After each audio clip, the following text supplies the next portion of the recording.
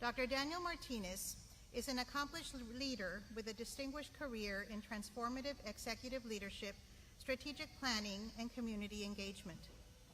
He serves as CEO of Partners in Mission, LLC, specializing in business strategy and fractional leadership, and as Executive Director of the Greater San Antonio chapter of the American Red Cross, serving nearly 3 million individuals.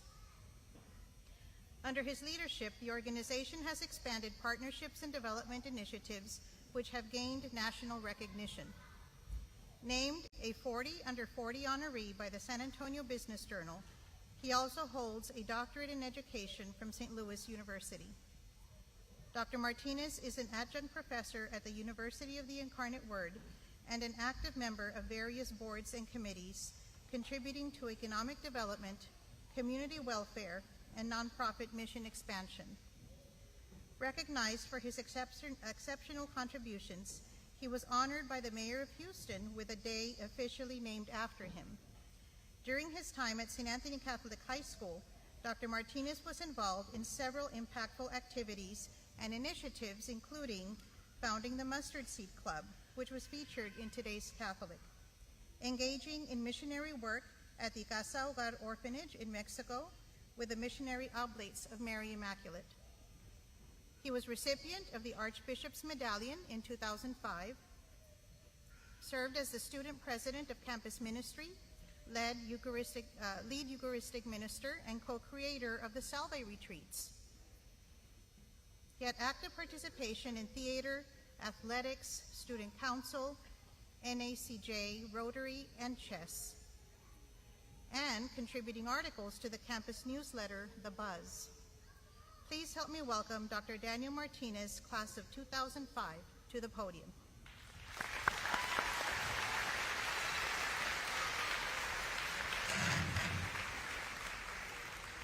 Good morning. It's truly an honor, a privilege, and a pleasure to be here with you this morning, and it's a humbling experience as I stand before you celebrating the graduates of St. Anthony Catholic High School, my alma mater, which I am so proud to be a part of. As I reflect on my journey from the halls of STA to where I am today, I am filled with gratitude and excitement for each of you as you embark on your next adventure. Graduation is a time of celebration, reflection, and anticipation. It marks the culmination of years of hard work, dedication, and growth. You, students, graduates, have faced challenges, have overcome obstacles, and achieved milestones that have prepared you for the road ahead. Today, you are not just graduates, you are the architects of your own future. I'd like to take a minute and recognize and thank the parents, the family, and the friends who are here today, because without you, these graduates would not be where they are today. Parents and loved ones, the sacrifices that you make every day to invest in your children, to invest in Catholic school, are not easy, and they don't go unnoticed.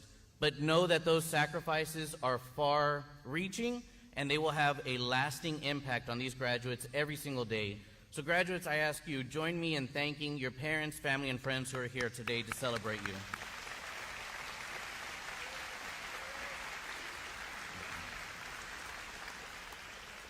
Graduates, Sir Isaac Newton said, "If I could see further, it is only by standing on the shoulders of giants." The alumni of St. Anthony see further, but only because we stand on the shoulders of giants. From our founders, the Missionary Oblates of Mary Immaculate and the Sisters of Charity of the Incarnate Word, as our foundation, St. Eugene de Mazenod, who founded the Missionary Oblates of Mary Immaculate, as a young mid-20s individual, set forth to create a life that he knew he had to lead. And because of his efforts today, we have missionaries all over the world. Because of his efforts today, you are sitting here. With the Sisters of Charity of the Incarnate Word, we know that at the time Bishop Claude Marie Dubuis wrote to France asking for help for the devastation happening here in Texas, and 3 young individuals responded to that call. Because of their response, and they were all young ladies in their early 20s, most of whom didn't speak English, but because they took that leap of faith to come to Texas, today we have Christus Hospital System, we have the University Incarnate Word, and today you're sitting here because of those efforts. So if you ever think one individual or at a young point in your life cannot make a difference, reflect on our founders and what they did, because they have changed the world and they have laid a path for you to be here today. We sit on the shoulders of fellow alumni, from congressmen, senators, entrepreneurs, educators, philanthropists, executives, leaders in absolutely every industry. We get to be among the proud alumni joining that group today. And that's pretty amazing. I never thought, to be honest, when I was sitting in your shoes, that I would be here today, named a 40 under 40, an executive, and having all these things, because quite candidly, at St. Anthony, I was a solid C student. And it wasn't until college where I recognized and started developing more of a passion for getting beyond the C and really engaging in what I was doing. But I'm very proud of it, and I know that it's alumni who have set that path before us. So when you think of those before you, and when you think of your responsibility now that you are officially engaged as an alumni, remember the example that you are called to live by and to lead. We sit on the shoulders of faculty and staff, those who are here today and those who are here long before us. Once again, faculty, I'd like to thank you, because I know that Catholic education is not a job, it's a ministry, it's a calling, and it's something that you have devoted yourself to because you understand the value of what you do every day. So, once again, students, I'm going to ask you, join me in thanking your teachers, because they are here and they've made a difference for you.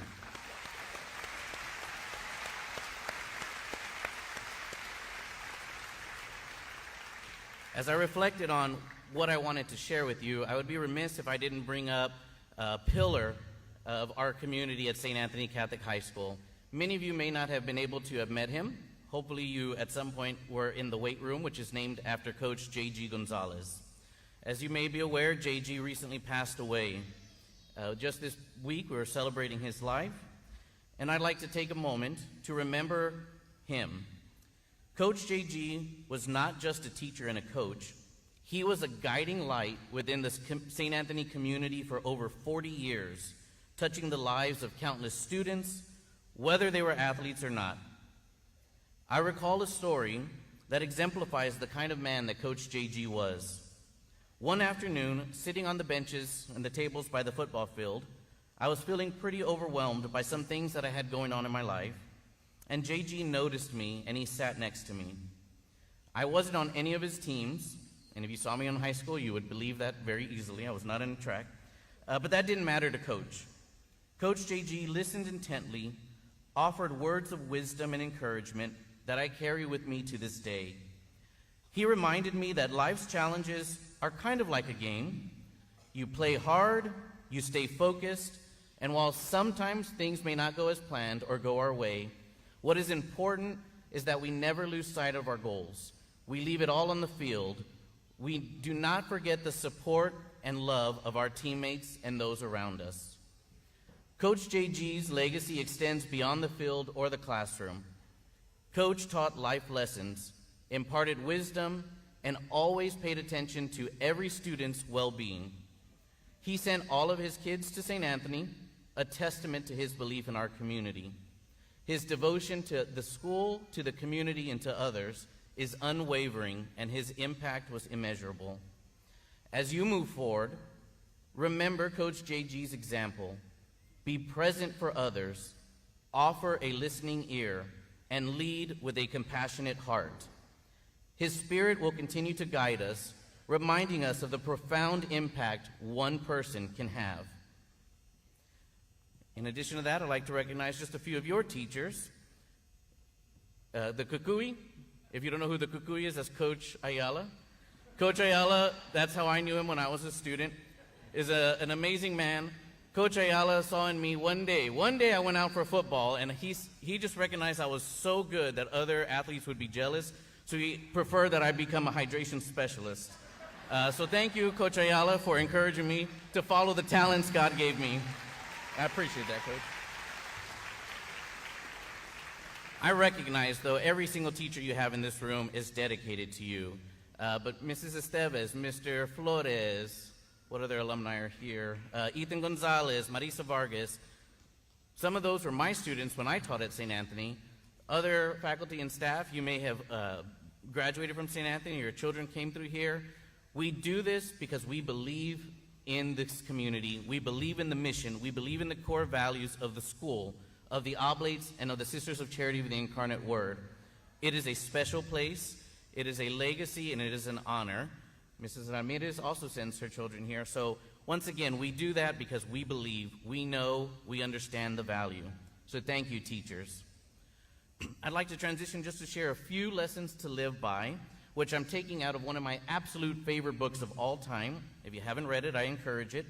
The book is called The Code of the Extraordinary Mind by Vishen Lakhiani. And this book is all about our mindset and when we go into the world and how we approach the world and the path in which is set for us. And a couple of the lessons from this book I'll share with you at this time. Number one, students, graduates, embrace yourself. Love yourself for who you are and don't let anyone else define you. Whatever your passion is, whatever your calling is, you are special, you are unique, and you must love yourself first before you can love others and before others will love you. So always remember, love yourself. Safety is overrated. Be comfortable being uncomfortable. In life, it's those uncomfortable moments that challenge us, but that help us to grow and to learn and to expand who we are. Embrace fear and overcome adversity. Life will inevitably present obstacles. Whether it's a personal setback, a professional hurdle, or a global pandemic, your resilience will define your success. During my tenure with the American Red Cross, I've witnessed firsthand the power of resilience. Communities devastated by disasters found strength in unity and perseverance. You too have the inner strength to overcome any adversity that you face. Stay focused, stay determined, and never give up on your dreams. The author says, question the rules. I won't say the full word, but basically rules is BS rules, okay? In life, you're gonna face some BS rules or some rules. Question them. So what are some of those societal rules that we live by? One example, maybe, I don't know, women can't be CEOs. BS. If you've ever met a Lady Jacket alumni, you'll see one bad boss lady. Break those glass ceilings. Break those barriers. If anybody tells you you can't do something, it's a rule. Hit it head on and move past it. Absolutely. The author encourages that we take time to reflect on your end goals instead of mean goals. Example, a mean goal might be, I'm going to go to college. Why? So you can get a good job. Why? So you can make a good salary, etc., etc. That's all fine and dandy. But those are means to an end. What is the end? The end goal is, I want to live a life of fulfillment, of happiness, of purpose. How am I going to accomplish that? Too often we're focused on the mean goals, but we need to focus on the end goals and work backwards so that we can accomplish those things sooner and with more efficacy. The author encourages us to think about our passion. So graduates, I ask you, what are you passionate about? And how are you going to live a life to realize those dreams in those areas of passion where you want to have an impact? What do you want out of life? Decide it, own it, and make sure not to create a path that depends on others, but that you have control of. One of the examples the author brings is, let's say I want to get married and I want my spouse to love me unconditionally. That's a fair and a great goal. But what he means when he says own it, instead of looking at it from that mindset, have as a goal, I want to be happy and I want to surround myself by people that I love and who love me. You're in control, because if something happens and maybe you break up, that happiness is dependent on another. So the author encourages us, find those things that you can control and seek your happiness for your own fulfillment. The author goes on to say that the most extraordinary people in the world don't have careers, they have a calling. So we define a job as a way to pay the bills. It's a means to an end, and you have a little attachment to it. A career is a path towards growth and achievement. Careers have clear ladders and mobility, but a calling is work that is an important part of your life and provides meaning to you and definition to who you are. People with a calling are more satisfied with the work that they do and the life that they live. So graduates, I ask you, what are you being called to do in your life? What does God want of you, and what do you want for yourself? Remember to embrace change and adaptability. Sometimes you have to let part of your life be destroyed in order to let the next amazing chapter enter. Vishen, the author, calls this beautiful destruction. Trust that God has a plan. The world is constantly evolving, and the ability to adapt is crucial. When I first graduated, I had dreams and plans, but life took me on a lot of unexpected paths. Each detour taught me valuable lessons and opened new opportunities. Embrace change, remain flexible, and see challenges as a chance to grow. Moving from that book, a reminder about our faith. As you celebrate this milestone, remember that the foundation upon which St. Anthony Catholic High School was built, the foundation in which your education was laid, was that of a Catholic foundation founded by the Missionary Oblates of Mary Immaculate and the Sisters of Charity of the Incarnate Word, which are rooted in deep commitment to faith, service, and love. The teachings of Christ have been our guiding light, shaping our values and inspiring us to serve others with humility and with compassion. As you step into the future, carry with you the lessons of faith that have been instilled in you. Trust in God's plan and let your faith be your compass. In moments of uncertainty, seek guidance through prayer and reflection, and remember that you are never alone. The Lord walks with you, and your entire family and community of St. Anthony Catholic High School will always be here to support you. And I'll end with one final story. In the year 1163, there was a man walking down the Seine River in Paris, France. And he's walking down, and he comes across a large construction site. And as he approaches this site, he sees one man working. So he goes up to that first individual, and he says, "Hey, I see that you're building something big here. What is it?" And the guy says, "Dude, I don't know. I'm laying bricks here. I don't know." Okay. So he continues on further, and he approaches a second man, continuing with this construction site, and he says, "Okay, hey, sir, can you tell me, what are you building here?" And the guy takes a step back. He's like, I don't know. I'm building a wall. It's connected to this guy's bricks. I don't know. It's a hot day, man. What do you want?" Discouraged, he decides to continue walking down. He sees one more worker. He says, "You know what? Let me ask, and let me just see if this guy knows what's going on." So he approaches this final individual, and he says, "Hey, I see there's this big construction site. What are you working on here?" And the worker takes a step back. He says, "Step back with me. I want you to see something. You see this whole beautiful land? What we are building is going to be so beautiful that people from all over the entire world are going to come and see this." What they built in that land was the most beautiful structure in all of France. It is 420 feet long, 200 feet wide, and almost 300 feet tall. That structure took 182 years from start to completion. True story. Today, with almost 14 million visitors, that's double the Eiffel Tower and 3 more than the Louvre. Does anybody know what that building was? No, that's not quite. It's the Cathedral of Notre Dame. The Cathedral of Notre Dame. So I conclude with this story because what I want you to think of, graduates, is this. As you continue through college and you start your jobs, some days you're going to be the bricklayer. You're going to go through the motions and say, "I don't know what the hell I'm doing here. I'm just doing what I got to do because it's the next step."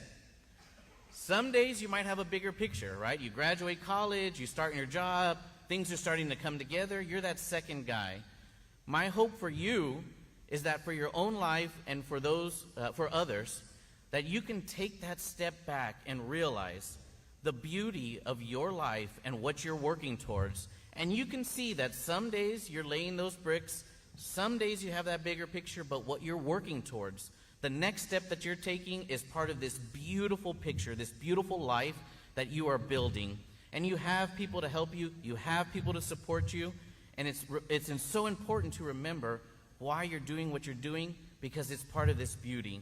It took 182 years to finish this construction. Some of the things you work on today, you might not know how those seeds will flourish and blossom, but know that everything you do matters. Every decision you make matters, and this is the first next step to the most exciting part of your journey. So God bless you and congratulations. Thank you.